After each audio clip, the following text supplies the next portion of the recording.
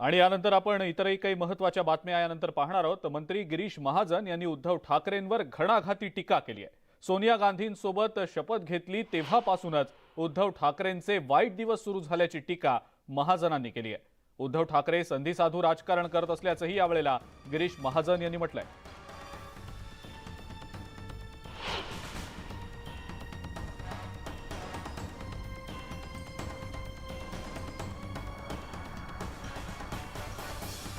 मला वाटतं अतिशय संधी साधू राजकारण उद्धवजी ठाकरे या ठिकाणी करता आहेत। आता त्यांनी राहुल गांधीचा फोटो काढला, सोनिया गांधीचा काढला, आता उद्या ते कोणत्या प्रियंका गांधीचा त्यांचा काढून लावतील। मला वाटतं आता तुम्ही लोकांना फार वेळ मूर्ख बनवू शकत नाही। ज्या वेळेला त्यांनी पहिल्यांदा शपथविधी घेतला 3 वर्षापूर्वी, त्यांनी सोनिया गांधी हात वर करून सोनिया गांधीची शपथ घेतली की आम्ही फुटणार नाही शिवसेनेच्या आमदारांनी, तेव्हाच मला वाटतं त्यांच्या वाईट दिवसांना सुरुवात झालेली होती।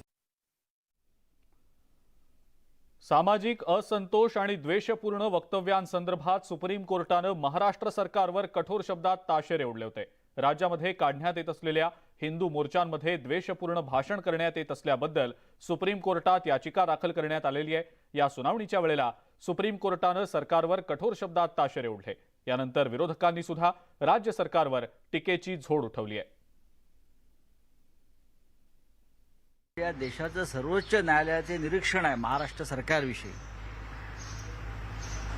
याच्यावरून या सरकारची पत काय आहे, या सरकारची प्रतिष्ठा काय आहे आणि हे सरकार कशा पद्धतीनं सत्तेवर आलं आणि काम करत आहे, हे सर्वोच्च न्यायालयाच्या एका वाक्यातून स्पष्ट झालेलं आहे। आतापर्यंत सर्वोच्च न्यायालयाने कोणत्याही राज्याच्या सरकारविषयी नपुसंक हा शब्द वापरला नाही। काल सुप्रीम कोर्टाने ह्या सरकारला नपुसक सरकार म्हटलेलं आहे। हा महाराष्ट्राचा अपमान नाही का?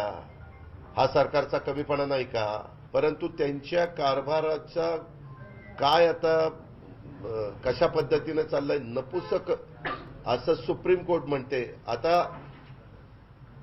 सगळ्या सरकारमधल्या राज्यकर्त्यांनी त्यांच्या पक्षाच्या कार्यकर्त्यांनी दोष कुणाला द्यायचा, त्याचं आत्मचिंतन आत्मपरीक्षण करावं।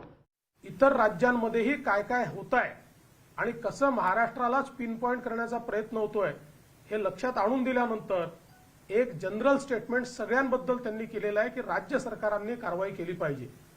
त्यामुळे मला असं वाटतं की कुठेही राज्य सरकारच्या विरुद्ध निर्णय दिलेला नाही, कुठेही कंटेम्प्ट सुरू केलेला नाही।